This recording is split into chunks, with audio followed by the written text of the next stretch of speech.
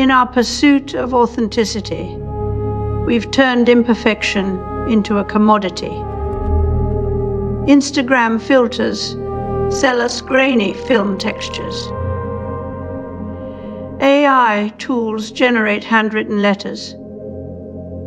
We crave what looks real, even when it's algorithmically produced. The illusion is so refined that we no longer notice the seams. This isn't about artistry. This is mass persuasion dressed in nostalgia. Why do we trust the slightly flawed? Because our brains evolved to distrust machines that are too clean, too perfect. We want to.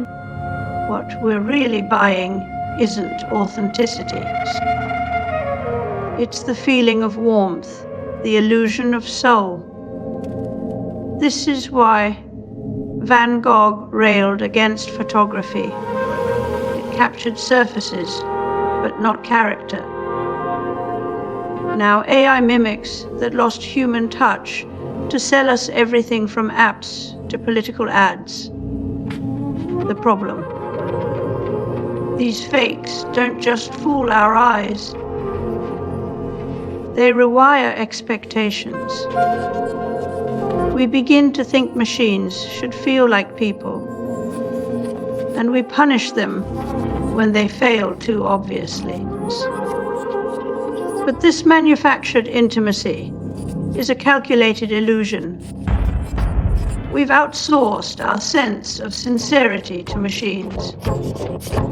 Software sells us humanized voices and natural language, but it's all a performance.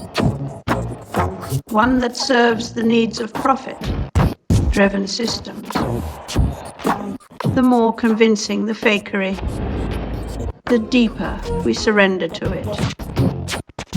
Neil Postman warned about the illusion of science in social affairs. Now we face an illusion of humanity in technology. This manufactured authenticity isn't just deceptive, it's a tool for control.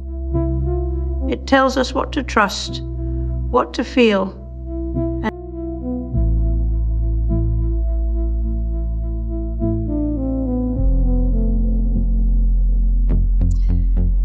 Generative art leverages algorithmic systems to create dynamic visual forms, blending human intent with computational creativity. Roland Barthes described photographs as a kind of message without code. They don't lie, but neither do they explain. Their power came from what he called the punctum, that one-off center detail that makes you look twice. It was authenticity in its rawest form. Proof of that has been. But now, AI generates millions of images with algorithmically inserted flaws. The punctum is no longer accidental. It's engineered. After a few minutes of listening to how imperfection is now a marketable commodity, something feels off. We've taken the randomness that once felt like truth and put it in a spreadsheet with ROI metrics as headers. Barthes would have called this a betrayal. The punctum has been digitized into a plug in you can buy on Gumroad for $49,999.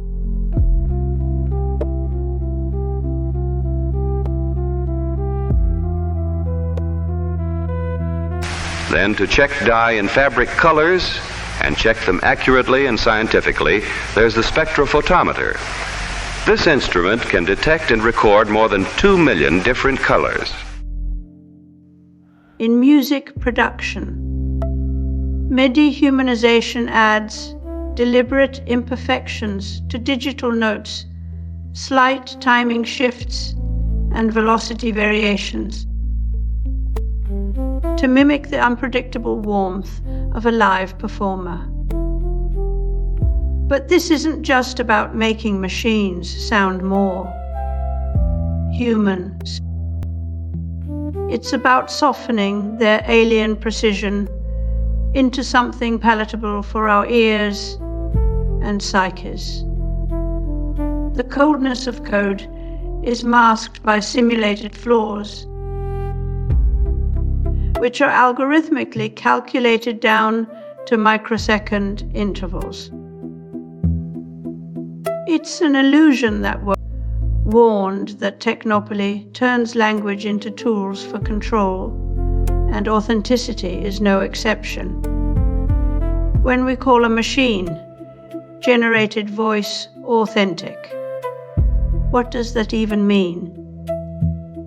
The term gets repurposed not as an indicator of truth, but as a design specification, optimized to bypass our skepticism and mimic emotional engagement. Language becomes programmable. Feelings become parameters. And the human touch is no longer a feature, it's a version control. AI voices and deepfakes don't just mimic speech. They learn the artifacts of communication itself. The breath before a pause, the flicker in tone during hesitation. These systems are trained on how we break rhythm to sound more real. The result isn't just convincing, it's calibrated for trust. When everything is curated to look uncurated, our ability to discern truth erodes, and with it, our grip on what reality even means.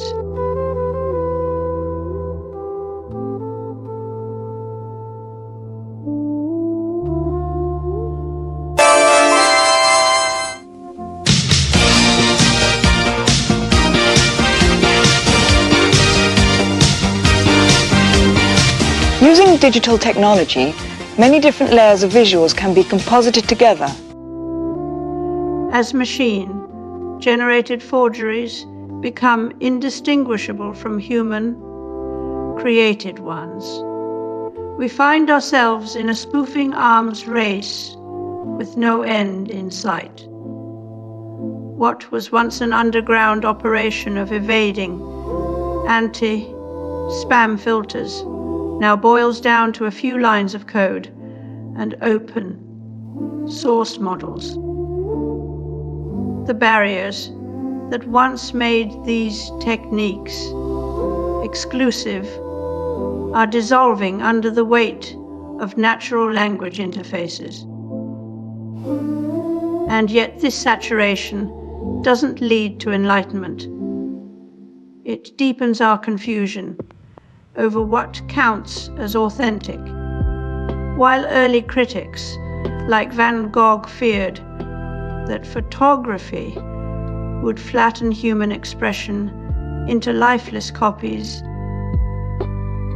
we now live in a world where AI paints portraits with the soulless precision of mass production.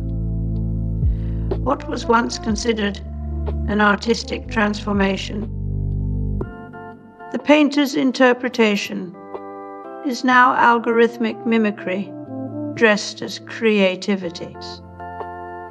The illusion of imperfection becomes not just a feature, but a selling point.